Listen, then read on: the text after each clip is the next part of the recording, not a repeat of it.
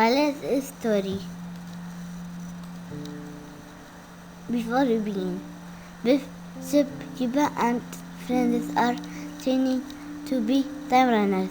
They are based in the time vault, which exists outside time. Their mission is to travel back to the past to defeat the villain who are trying to destroy history and bring chaos to the future. The time runners have a Zap, a device to capture the villain and the link, which lets them communicate with the time vault. Apart from that, they are on their own. 1800s, this was an age of discovery.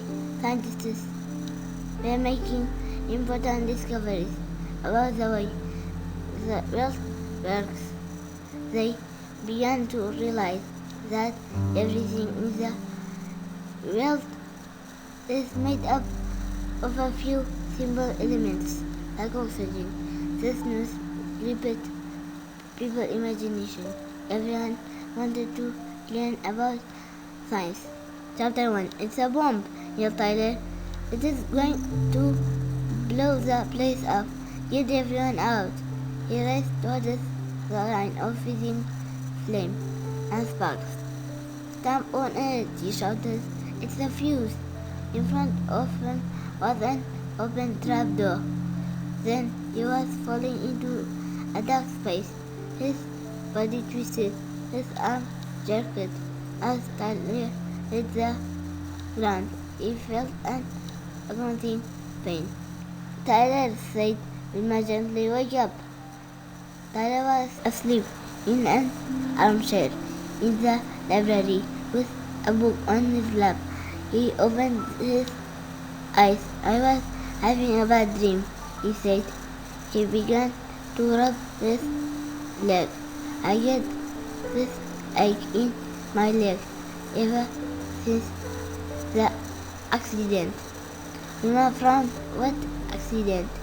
Tyler had come to the time vault from the past.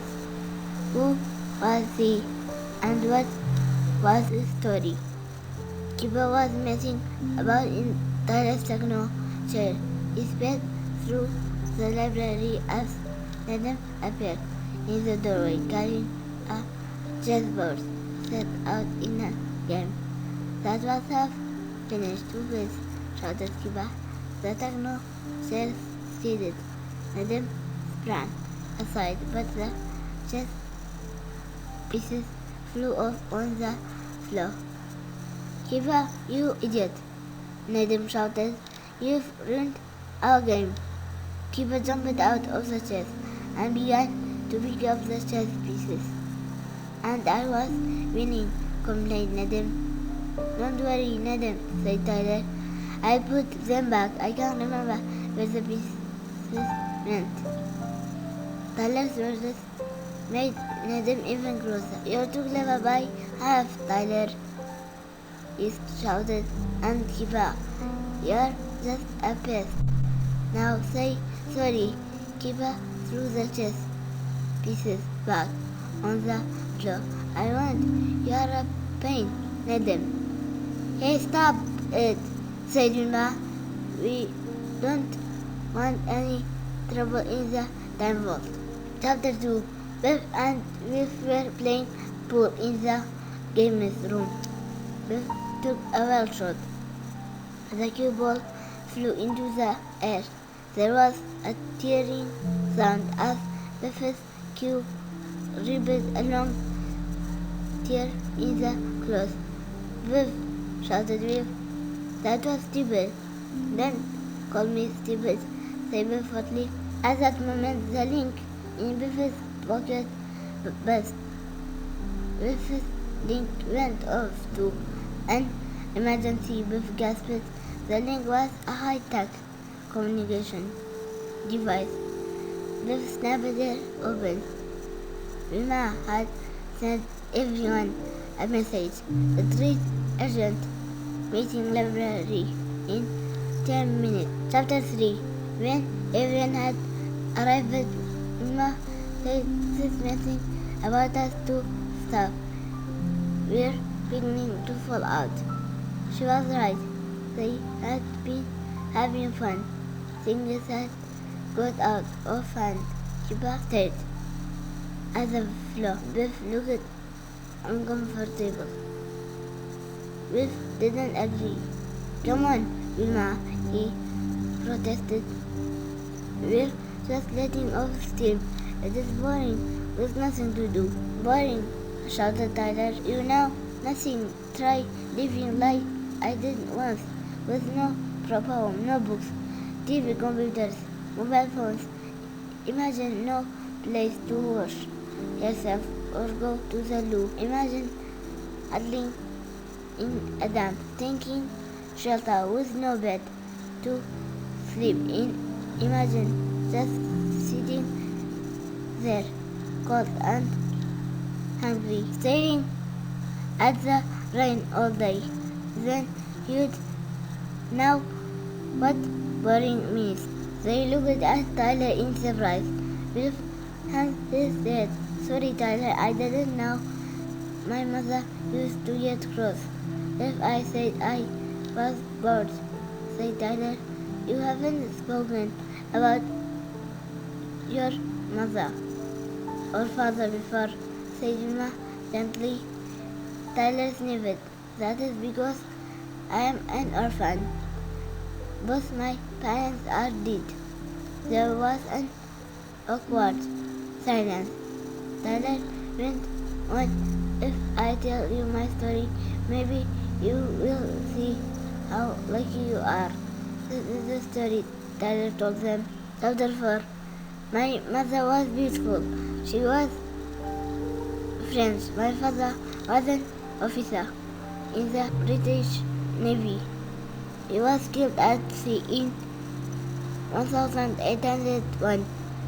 It broke my mother's heart because after that she fell ill and took to her bed. The night she died, she was having a job to breath. I ran to get a doctor. I banged on his door and sobbed, please come, my mother's ill. She needed help. I'll never forget what she said to me. I am eating my supper. If she is that Frenchwoman, I'll come in the morning. And he shut the door. But he never came, and by the next day I was an orphan. I was 9 years old. After my mother died, the landlord said we out him rent. I had no money, so he took my mother's jewelry. Then he told me to get out of the house. I had no one to tend to. I had nowhere to go. I packed a bag with some clothes and a few of my mother's things. Suddenly I was homeless, like a street urchin. It is not easy to find places to sleep in London. The first night I huddled in a doorway, but a drunk woman saw me and grabbed me by the throat. I gave that back, she gazed. Luckily, I was wearing all my clothes to keep warm, but she stole everything else. I was always hungry. I ate what people threw out, half eaten or gone rotten. I soon met the street urchins. They were ragged, most of them stank. They had bad teeth and frizzy matted hair. They used to steal things to survive. One of them told me the best place to sleep was up on a roof. It is safer up high, he said. You can keep warm if you find a hot chimney to warm your back. Every day I used to go to the big market at Covent Garden.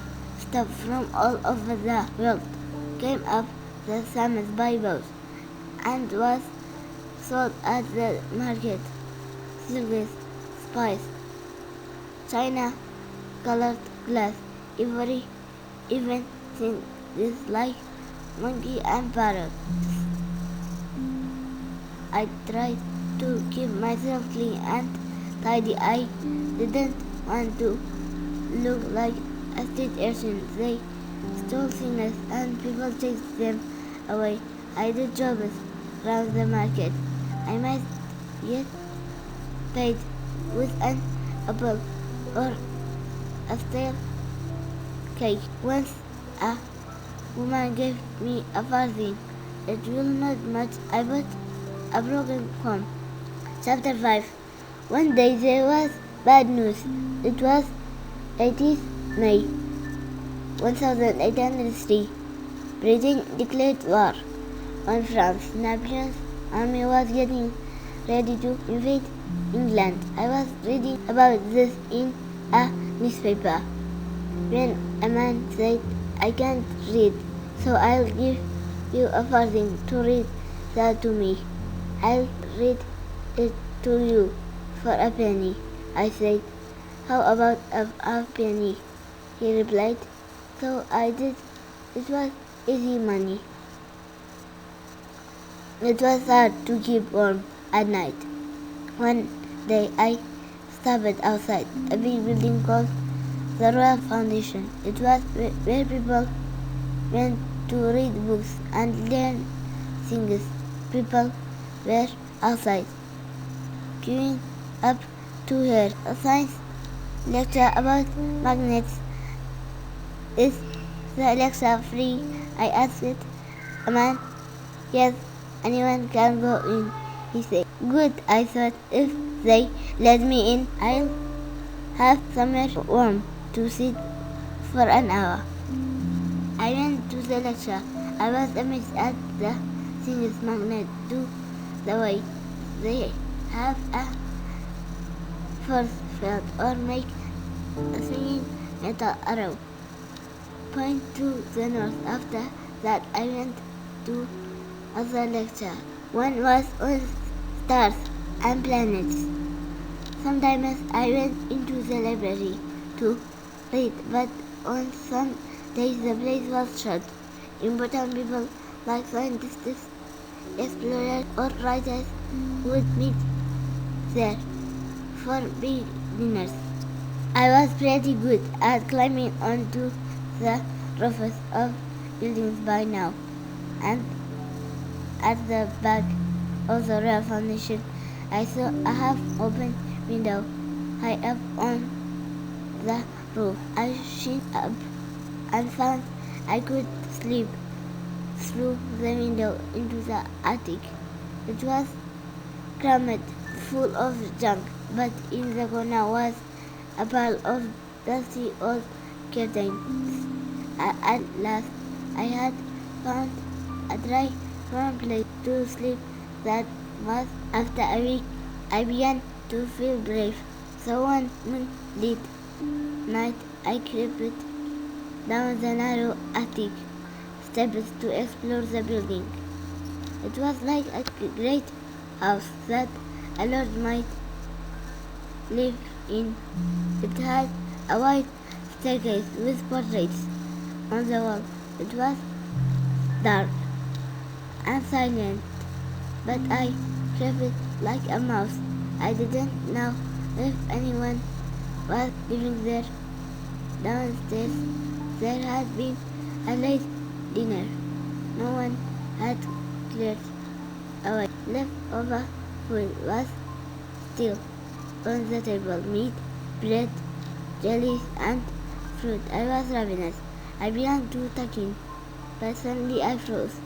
I heard low voices, then the dim light of a lantern cast shadows on the wall.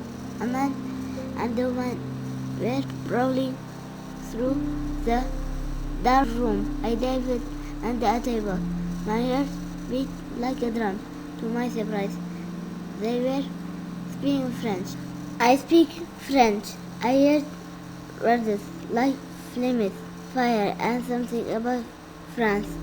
One of them say something about destroying signs. They used the words candles and explosion. It meant nothing to me. When I was sure they had gone, I crept back to the attic. It was hard to sleep. Why were two French people creeping around it? The dark Britain was at war with France. So were they secret agents or spies? Did they mean to set fire to something or blow something up? How could I tell anyone what I had heard and where I had heard it? Even if I did, why would believe a street urchin like me? Chapter 6. Then I read about a science lecture at the Royal Foundation. Famous scientists and important people were going to it. I heard that even the Prime Minister would be there. The lecture was about oxygen and how things need oxygen to burn. If there is no oxygen, flames go out. It was no science. People didn't know much about it. The day of the lecture, I sneaked into the lecture hall early. It was soon full of people. A tall man ordered me out of my seat, so I crept to the front and sat on the floor. The lecture began. The curtains had been drawn to darken the hall. Straight away, the scientist lit lots of candles.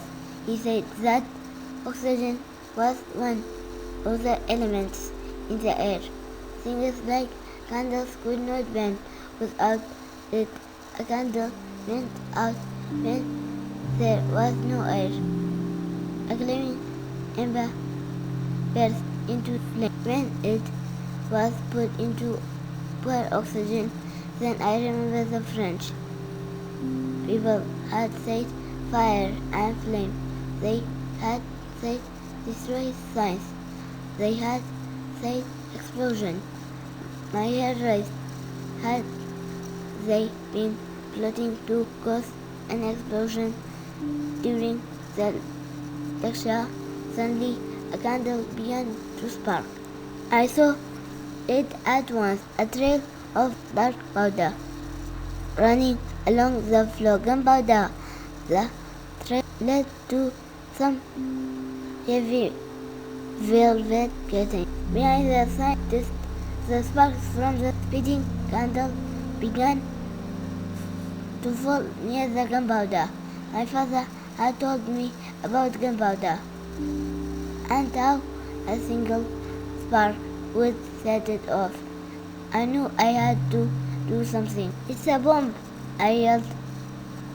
It is going to blow the place up. Get everyone out. A spark landed on the trail of gunpowder. It hissed and fizzed like an angry snake. Flame and sparks leaped along it in less than the blink of an eye. I leaped up and raced toward it. Stamp on it, I shouted. I burst through the curtain. The feeding trail was already close to an open trapdoor. In that instant, I knew that barrel of gunpowder were in a cellar under the wall. I knew the gunpowder trail would reach them, and the barrel would explode. I dived head first. I slid through the trail of gunpowder and fell through the trapdoor. It will be a big explosion. I twisted in the air. Then I landed heavily on a barrel and crashed onto a stone floor. I waited for the explosion. My leg was bent under me. I couldn't move it. I No, it was broken. The pain was terrible. I looked down. My hands and jacket were blood. My head long dive through the gunpowder had wiped the floor clean. There was no explosion. Chapter 7. Two men ran into the cellar. They grabbed my arms and ankles to carry me out. It was agony. The pain was so bad I passed out. I woke up in a hospital run by nuns. They put my leg into two wooden splinters and wrapped it round with bandages. I was angry. I was angry because my trousers leg had been cut off. I wasn't able to walk again. I can't bend my leg, see, it gives way. So I fall over a lot. Was I saved a lot of lives that day. Did I get a medal? You'd think so. The newspaper said that two French spies had been arrested for trying to cause explosions. Did they mention me? No, I was a street urchin. One good thing came out of it. A boy called Michael Faraday had been at the lecture. He came to see me in the hospital. He brought food and books. We soon became friends. Later, he made me a chair with wheels so I could move about. No one had moved while Tyler had been telling his story. No one spoke. At last, Vilma broke the silence. What an amazing story, she said. Now, why you lot are so lucky, replied Tyler. Life wasn't easy in the past. For some kids, it probably isn't easy for loads of them, even today. Then Nina said, those French spies who tried to blow up the lecture, do you think they were violent? Tyler looked thoughtfully. Well, Michael Faraday said they might have been. I'd never heard of violence before I met them. I suppose we'll never know. I know one thing, said Kiba. There has been too much messing about in the temple. After supper, I'm going to settle down with a good book. Yeah, Kiba and we said with I believe the end. See you later. Goodbye.